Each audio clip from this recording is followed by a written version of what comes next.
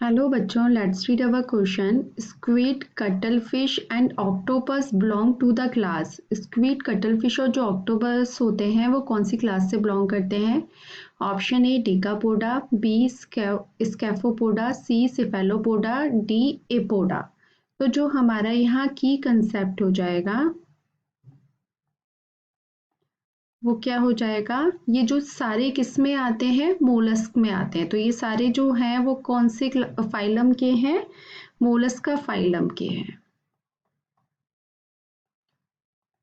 ठीक है, तो ये जो मोलस्क फाइलम में क्यों आते हैं? क्योंकि ये कैसी, इनकी बॉडी जो होती है वो कैसी होती है? सॉफ्ट बॉडी होती है, सॉफ्ट बॉडी ऑर्गेनिजम्स होते हैं। और क्या होता है? Have definite head and foot. मतलब हेड और फुट जो होता है वो काफी डेवलप होता है, अलग अलग होता है। इसमें जो उनकी बॉडी होती है वो कवर रहती है किससे? Body covered with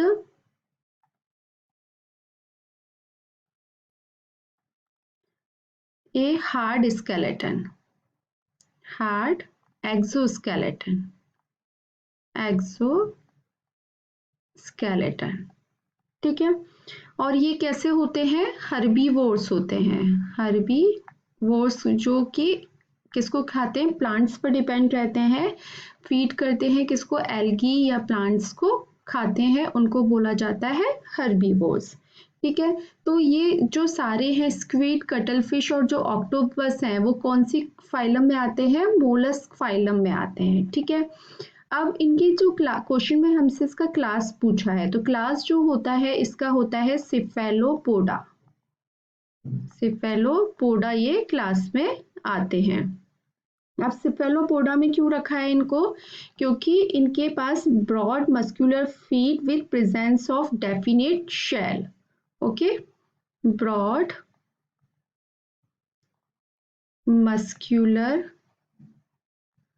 feet with the presence of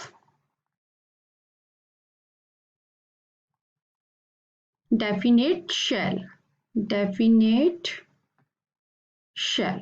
ठीक है, इसीलिए इनको किस में रखा है? सिफेलोपोडा में रखा है। तो स्क्विड, कटलफिश जो ऑक्टोपस हैं वो किस में आएंगे? कौन सी क्लास है इनकी? सिफेलोपोडा। अब बाकी के ऑप्शन हम देख लेते हैं। जो डेकापोडा है वो क्या है? ऑर्डर है एक किसका? फाइलम ऑर्थोपोडा का। ठीक है, तो ये ऑप्शन नहीं होगा। स्कैफोपोडा जो होता है वो कुछ कर्व्ड होलो सिलेंड्रिकल शेल्स होती हैं, तो वो इसमें नहीं आते हैं, तो ये भी नहीं होगा। एपोडा जो है वो क्लास है एम्फीबियंस की, तो ये भी हमारा ऑप्शन नहीं होगा। तो हमारा जो आंसर बनेगा वो क्या बनेगा? Option C, Cephalopoda. I hope आपको ये आंसर समझ में आया होगा। Thank you so much, all the best.